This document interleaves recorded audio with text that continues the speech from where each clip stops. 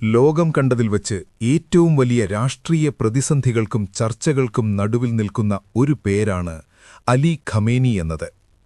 ചിലർക്ക് അദ്ദേഹം സാമ്രാജ്യത്വ ശക്തികൾക്കെതിരെ പതറാതെ പോരാടുന്ന വിപ്ലവത്തിന്റെ അവസാനത്തെ സൂര്യനാണ്.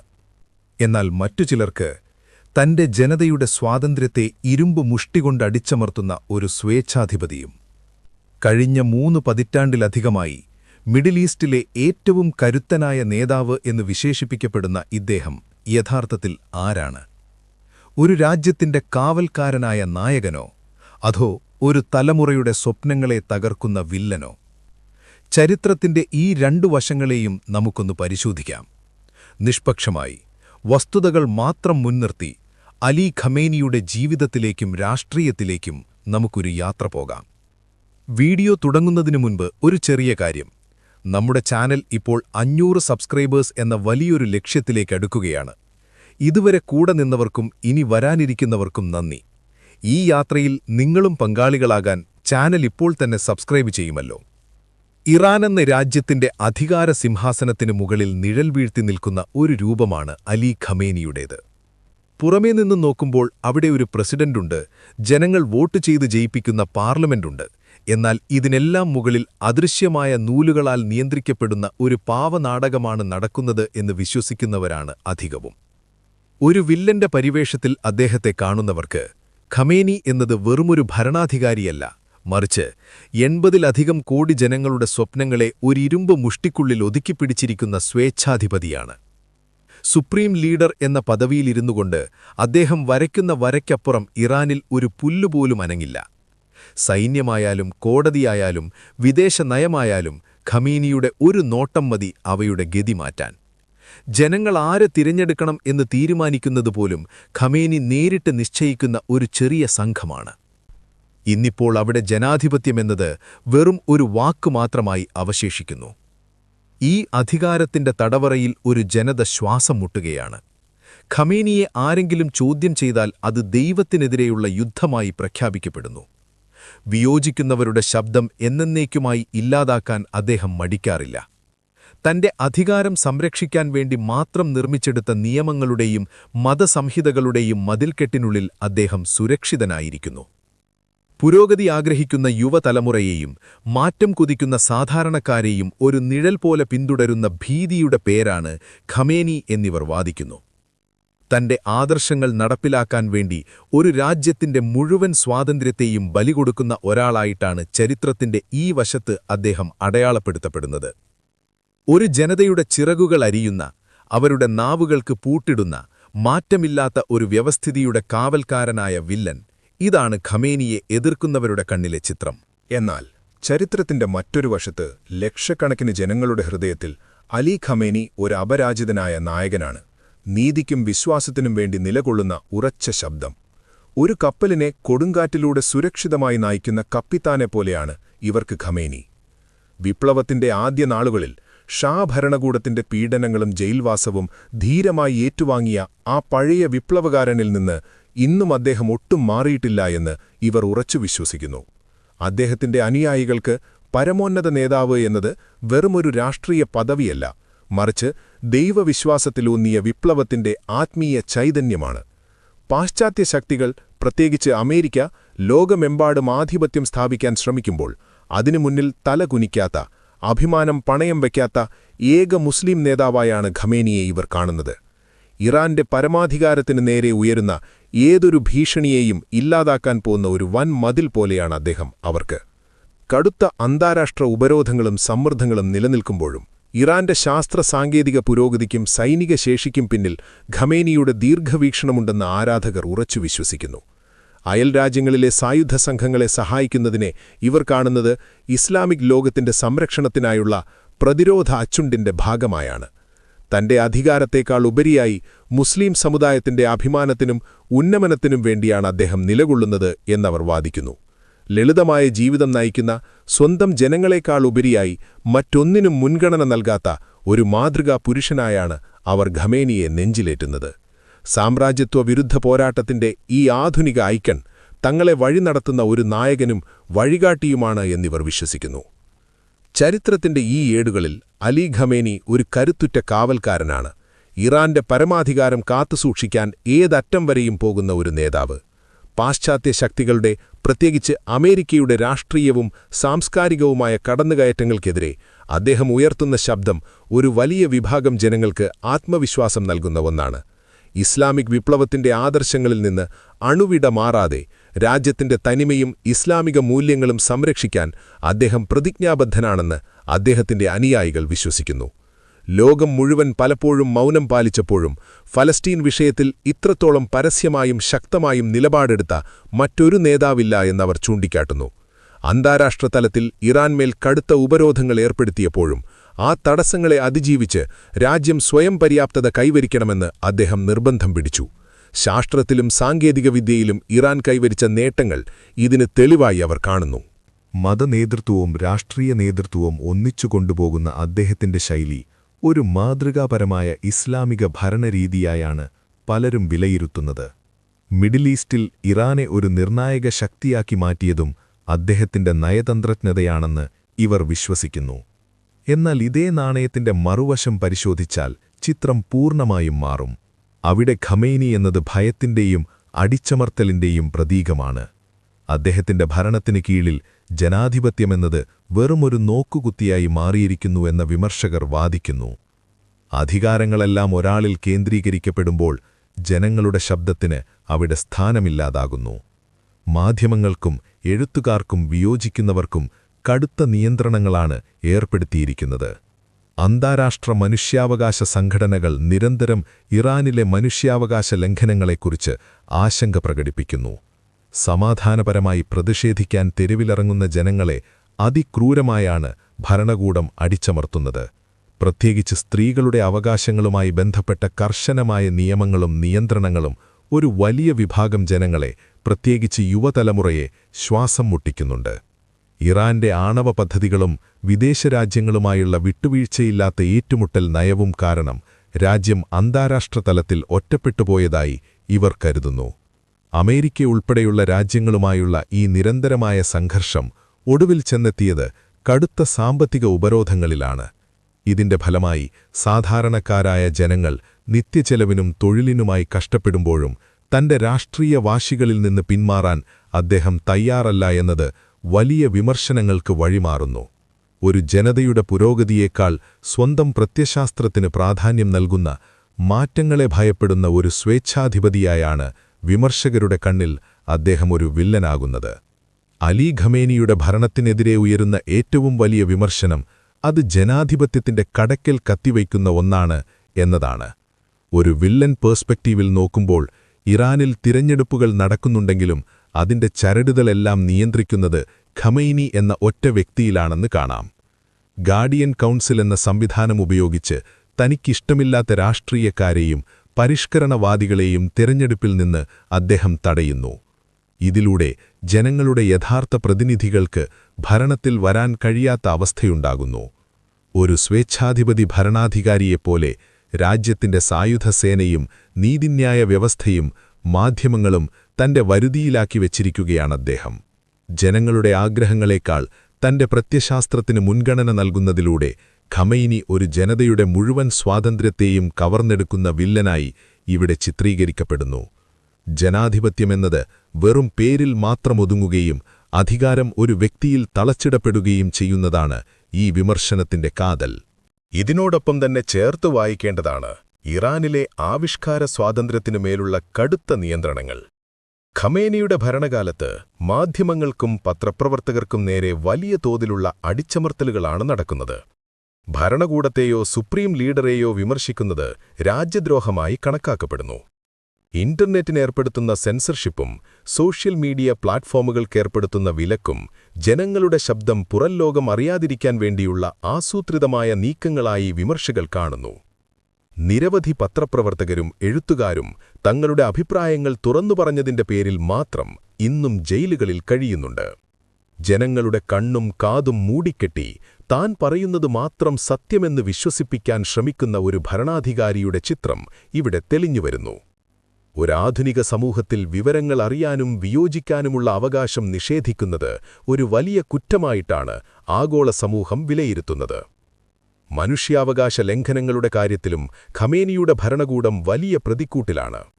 ആംനസ്റ്റി ഇന്റർനാഷണൽ പോലുള്ള സംഘടനകൾ നൽകുന്ന കണക്കുകൾ പ്രകാരം ലോകത്ത് ഏറ്റവും കൂടുതൽ വധശിക്ഷ നടപ്പിലാക്കുന്ന രാജ്യങ്ങളിലൊന്നാണ് ഇറാൻ. രാഷ്ട്രീയ തടവുകാരെ പീഡിപ്പിക്കുന്നതും ന്യായമായ വിചാരണയില്ലാതെ ശിക്ഷിക്കുന്നതും അവിടെ പതിവാണെന്ന് പറയപ്പെടുന്നു. പ്രത്യേകിച്ച് തന്റെ ഭരണത്തിനെതിരെ ശബ്ദമുയർത്തുന്ന യുവജനങ്ങളെയും മനുഷ്യാവകാശ പ്രവർത്തകരെയും ഇല്ലാതാക്കാൻ ഏത് ക്രൂരമായ മാർഗവും അദ്ദേഹം സ്വീകരിക്കും. നീതിയോ കരുണയോ ഇല്ലാത്ത ഒരു ഭരണ സംവിധാനത്തിന്റെ തലവനായി ഖമേനി മാറിക്കഴിഞ്ഞിരിക്കുന്നു. നിയമമെന്നത് ജനങ്ങളുടെ സുരക്ഷയ്ക്കല്ല, മറിച്ച് തന്റെ അധികാരം നിലനിർത്താനുള്ള ഒരു ആയുധമായി അദ്ദേഹം മാറ്റുന്നു എന്നതാണ് പ്രധാന ആരോപണം. സ്വന്തം ജനതയുടെ മനുഷ്യാവകാശങ്ങളെ ചവിട്ടിമതിക്കുന്ന ഒരാൾക്ക് ചരിത്രത്തിൽ ഒരു വില്ലന്റെ പരിവേഷം മാത്രമേ നൽകാൻ കഴിയൂ എന്ന് അദ്ദേഹത്തിന്റെ ശത്രുക്കൾ വാദിക്കുന്നു. ഏറ്റവും ഒടുവിലായി ജനകീയ പ്രതിഷേധങ്ങളെ അടിച്ചമർത്തുന്ന രീതി ഖമേനിയുടെ ഭരണത്തിന്റെ ക്രൂരത വെളിപ്പെടുത്തുന്ന ഒന്നായി ചൂണ്ടിക്കാണിക്കപ്പെടുന്നു. 2009 തിരഞ്ഞെടുപ്പിന് ശേഷമുള്ള പ്രതിഷേധങ്ങളായാലും അടുത്തകാലത്ത് നടന്ന സ്ത്രീ, ജീവിതം, സ്വാതന്ത്ര്യം എന്ന മുദ്രാവാക്യമുയർത്തിയുള്ള സമരങ്ങളായാലും അവയെല്ലാം നേരിട്ടത് വെടിയുണ്ടകൾ കൊണ്ടും ലാത്തികൾ കൊണ്ടുമാണ്. തെരുവിലിറങ്ങുന്ന നിരായുധരായ ജനങ്ങൾക്ക് നേരെ സൈന്യത്തെ വിട്ടുകൊണ്ട് തന്റെ അധികാരമുറപ്പിക്കാൻ അദ്ദേഹം മടിക്കുന്നില്ല. പ്രതിഷേധങ്ങളിൽ കൊല്ലപ്പെടുന്നവരുടെയും ജയിലിലാക്കപ്പെടുന്നവരുടെയും എണ്ണം ഖമേനിയുടെ ഭരണരീതി എത്രത്തോളം ജനവിരുദ്ധമാണെന്ന് തെളിയിക്കുന്നു. മാറ്റത്തിനുവേണ്ടി കൊതിക്കുന്ന ഒരു തലമുറയെ ഭയപ്പെടുത്തി നിശബ്ദരാക്കാൻ ശ്രമിക്കുന്ന, സ്നേഹത്തേക്കാൾ ഭയത്തിൽ വിശ്വസിക്കുന്ന ഒരു നേതാവായാണ് അദ്ദേഹം ഇവിടെ അവതരിപ്പിക്കപ്പെടുന്നത്. അധികാരത്തിനുവേണ്ടി എന്തു വില കൊടുക്കാനും തയ്യാറുള്ള ഒരു വില്ലനായാണ് ഖമേനി ഇവിടെ നിലനിൽക്കുന്നത്. ഇറാനിലെ തെരുവുകളിൽ ഇന്നും മുഴങ്ങിക്കേൾക്കുന്ന പ്രതിഷേധത്തിന്റെ ശബ്ദങ്ങൾ വിരൽ ചൂണ്ടുന്നത് അലി ഖമേനി എന്ന ഭരണാധികാരിയുടെ കർക്കശമായ നിയമങ്ങളിലേക്കാണ്. സ്ത്രീകളുടെ വ്യക്തിസ്വാതന്ത്ര്യത്തെയും അവകാശങ്ങളെയും ഒരു മതനിയമത്തിന്റെ ചങ്ങലയ്ക്കുള്ളിൽ തളച്ചിട്ടിരിക്കുകയാണ് അദ്ദേഹം. 1979 വിപ്ലവത്തിനുശേഷം ഇറാനിയൻ സ്ത്രീകൾക്ക് തങ്ങളുടെ വസ്ത്രധാരണത്തിലും ജീവിതരീതിയിലും സ്വയം തീരുമാനമെടുക്കാനുള്ള അവകാശം നഷ്ടപ്പെട്ടുവെന്ന് വിമർശകർ വാദിക്കുന്നു. നിർബന്ധിത ഹിജാബ് നിയമം നടപ്പിലാക്കുന്നതിലൂടെ സ്ത്രീകളുടെ ശരീരത്തിന്മേൽ പോലും ഭരണകൂടം അധികാരം സ്ഥാപിക്കുകയാണ്. മൊറാലിറ്റി പോലീസ് എന്നറിയപ്പെടുന്ന സംവിധാനത്തെ ഉപയോഗിച്ച് തെരുവുകളിൽ സ്ത്രീകളെ നിരീക്ഷിക്കുന്നതും വസ്ത്രധാരണത്തിൽ ചെറിയ പിഴവുകൾ കണ്ടാൽ പോലും അവരെ ക്രൂരമായി കൈകാര്യം ചെയ്യുന്നതും ഖമേനിയുടെ ഭരണത്തിന്റെ കറുത്ത വശമായി ചിത്രീകരിക്കപ്പെടുന്നു. ഒരു സ്ത്രീക്ക് തന്റെ ഇഷ്ടത്തിനനുസരിച്ച് ജീവിക്കാൻ കഴിയാത്ത ഒരു രാജ്യം പടുത്തുയർത്തിയതിൽ പ്രധാന കുറ്റവാളി ഖമേനിയാണെന്ന് ഇതിനെ എതിർക്കുന്നവർ ഉറപ്പിച്ചു പറയുന്നു. സ്ത്രീകളുടെ അവകാശങ്ങൾക്കായി ശബ്ദമുയർത്തുന്നവരെ അടിച്ചമർത്തുന്ന കാര്യത്തിൽ ഖമേനി ഒട്ടും പിന്നിലല്ല.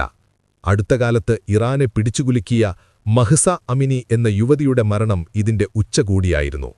ഹിജാബ് ശരിയായി ധരിച്ചില്ല എന്നാരോപിച്ച് കസ്റ്റഡിയിലെടുത്ത ഒരു പെൺകുട്ടി കൊല്ലപ്പെട്ടപ്പോൾ അതിനെതിരെ ലോകമെമ്പാടും പ്രതിഷേധങ്ങൾ അലയടിച്ചു.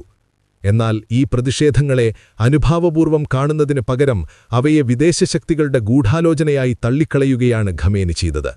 തന്റെ അധികാരം സംരക്ഷിക്കാൻ വേണ്ടി സ്ത്രീകളുടെ കണ്ണിനീരിനെ പോലും അവഗണിക്കുന്ന ഒരു കഠിനഹൃദയനായ ഭരണാധികാരിയായാണ് ഇവിടെ അദ്ദേഹം അടയാളപ്പെടുത്തപ്പെടുന്നത്.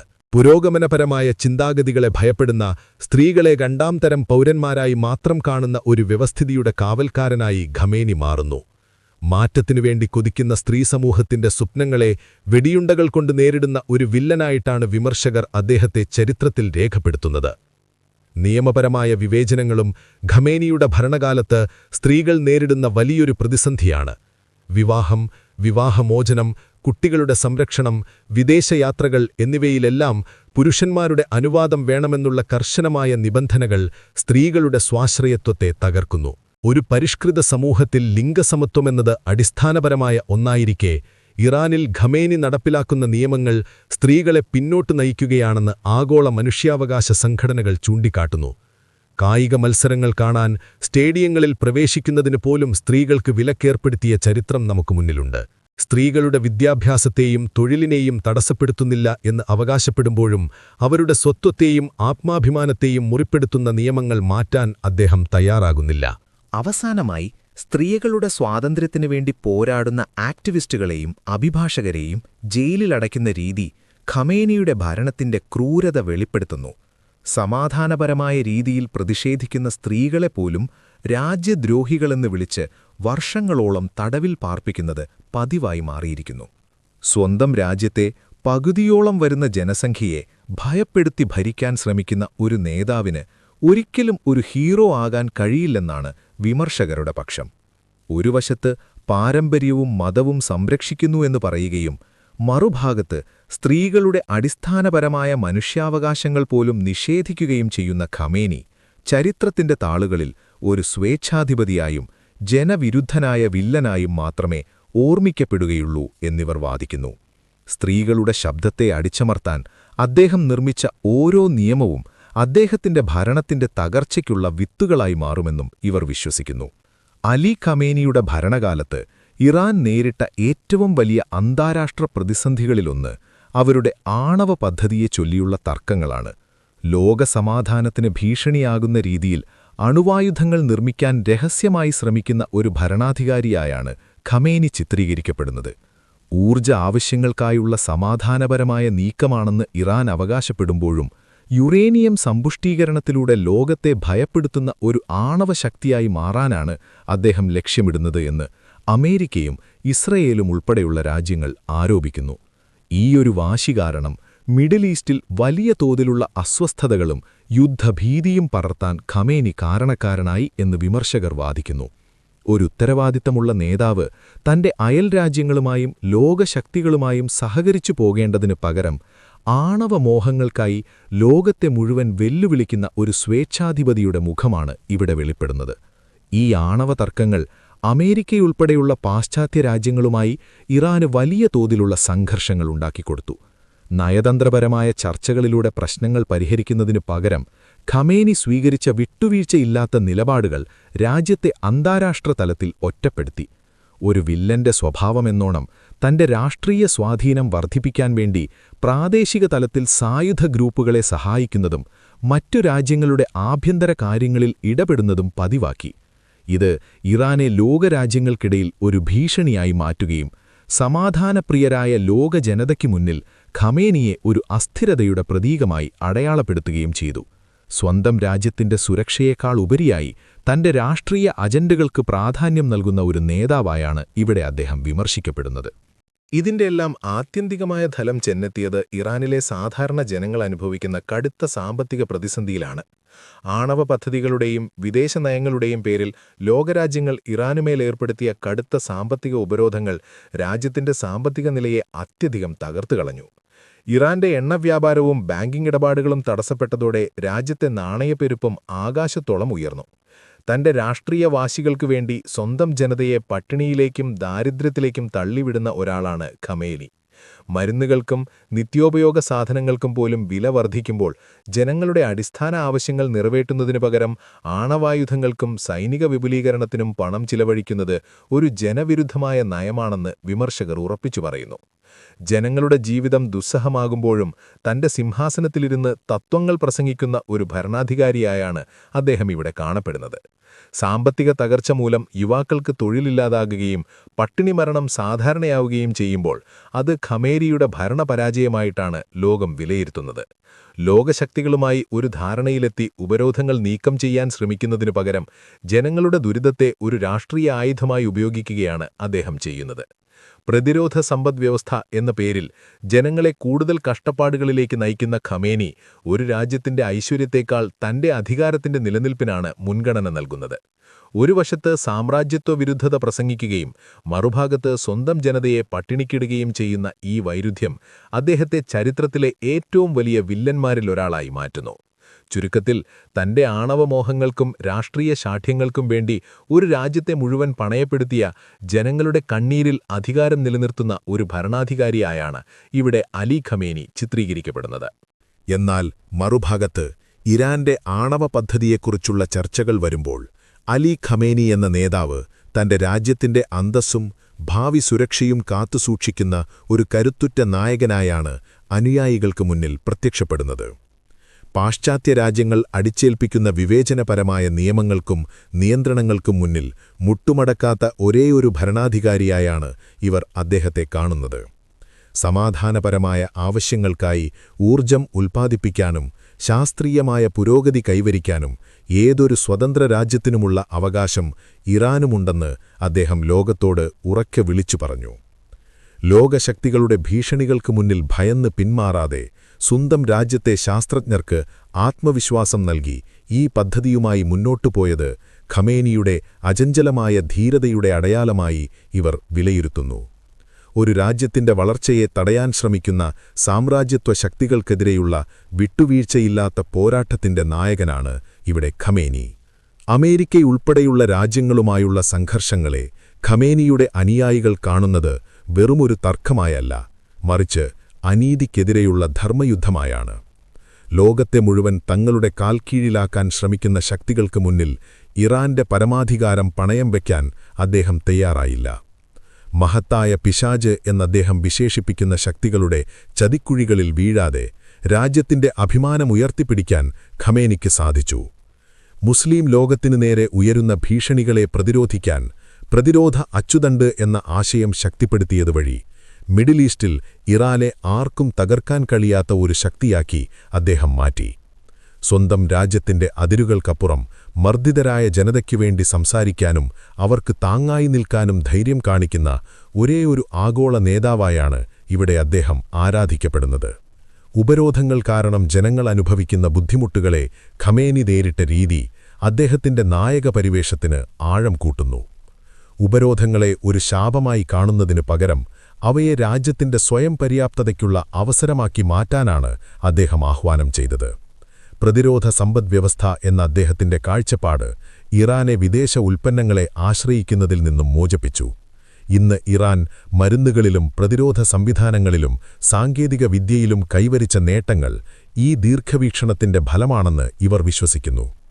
ജനങ്ങൾ അനുഭവിക്കുന്ന കഷ്ടപ്പാടുകൾ താൽക്കാലികമാണെന്നും ഒരു വലിയ ലക്ഷ്യത്തിനുവേണ്ടിയുള്ള ത്യാഗമാണെന്നും അവരെ ബോധ്യപ്പെടുത്താൻ അദ്ദേഹത്തിന് സാധിച്ചു. തന്റെ ജനതയെ അടിമത്തത്തിൽ നിന്നും മോചിപ്പിച്ച് സ്വതന്ത്രമായി ജീവിക്കാൻ പ്രാപ്തരാക്കുന്ന ഒരു വിപ്ലവകാരിയുടെ മുഖമാണ് ഇവിടെ വെളിപ്പെടുന്നത്. സാമ്പത്തിക പ്രതിസന്ധികൾക്കിടയിലും രാജ്യത്തിന്റെ ശാസ്ത്ര സാങ്കേതിക ഗവേഷണങ്ങൾക്കും സൈനിക നവീകരണത്തിനും അദ്ദേഹം നൽകുന്ന മുൻഗണന ഇറാന്റെ സുരക്ഷ ഉറപ്പാക്കുന്നു. ശത്രുരാജ്യങ്ങൾ ഇറാനെ ആക്രമിക്കാൻ ഭയപ്പെടുന്നത് ഖമേനി കെട്ടിപ്പടുത്ത ഈ കരുത്തുറ്റ പ്രതിരോധ നിര കാരണമാണെന്ന് അനുയായികൾ ഉറച്ചു വിശ്വസിക്കുന്നു. സ്വന്തം സുഖസൗകര്യങ്ങൾ നോക്കാതെ ഉപരോധങ്ങൾക്കിടയിലും രാജ്യത്തെ തകരാതെ പിടിച്ചു നിർത്തുന്ന ഒരു അമാനുഷികനായ നേതാവായാണ് അദ്ദേഹം ഇവിടെ ചിത്രീകരിക്കപ്പെടുന്നത്. ലോകത്തിനു മുന്നിൽ തലകുനിക്കാത്ത ഇറാനിയൻ ദേശീയതയുടെ പ്രതീകമായി ഖമേനി മാറുന്നു. പട്ടിണിയേക്കാൾ വലുത് അഭിമാനമാണെന്ന് തന്റെ ജനതയെ പഠിപ്പിച്ച പ്രതിസന്ധികളിൽ തളരാത്ത നായകൻ. ഇതാണ് ഖമേനിയുടെ ആരാധകർ ലോകത്തിന് നൽകുന്ന ചിത്രം. അവസാനമായി, ലോകത്തിലെ എല്ലാ മർദ്ദിത ജനവിഭാഗങ്ങൾക്കും പ്രത്യാശ നൽകുന്ന ഒരു വെളിച്ചമായി ഖമേനി അനുയായികൾക്കിടയിൽ നിലകൊള്ളുന്നു. അധികാരമോ സമ്പത്തോ ലക്ഷ്യമാക്കാതെ നീതിക്കും സത്യത്തിനും വേണ്ടി നിലകൊള്ളുന്ന ഒരു ആത്മീയ പോരാളിയായാണ് അദ്ദേഹം ഇവിടെ അടയാളപ്പെടുത്തപ്പെടുന്നത്. പാശ്ചാത്യ മാധ്യമങ്ങൾ അദ്ദേഹത്തെ എങ്ങനെ ചിത്രീകരിച്ചാലും കോടിക്കണക്കിന് വരുന്ന അദ്ദേഹത്തിന്റെ അനുയായികൾക്ക് അദ്ദേഹം വെറുമൊരു ഭരണാധികാരിയല്ല, മറിച്ച് വരാനിരിക്കുന്ന വലിയ മാറ്റങ്ങളുടെ മുന്നോടിയായുള്ള ഒരു യുഗപുരുഷനാണ്. ചരിത്രത്തിന്റെ താളുകളിൽ അലി ഖമേനി എന്ന പേര് ഒരു രാജ്യത്തെ സംരക്ഷിച്ച, ലോകത്തിന് പുതിയൊരു രാഷ്ട്രീയ ബദൽ കാണിച്ചുകൊടുത്ത മഹാനായകനായി രേഖപ്പെടുത്തപ്പെടുമെന്ന് ഇവർ വിശ്വസിക്കുന്നു. തന്റെ രാജ്യത്തിന്റെ ആത്മാഭിമാനം സംരക്ഷിക്കാൻ വേണ്ടി ലോകത്തെ മുഴുവൻ വെല്ലുവിളിച്ച ഒരു യഥാർത്ഥ ഹീറോ ആയിട്ടാണ് അദ്ദേഹത്തിന്റെ അനുയായികൾക്കിടയിൽ അവതരിപ്പിക്കപ്പെടുന്നത്. Ali Khamenei.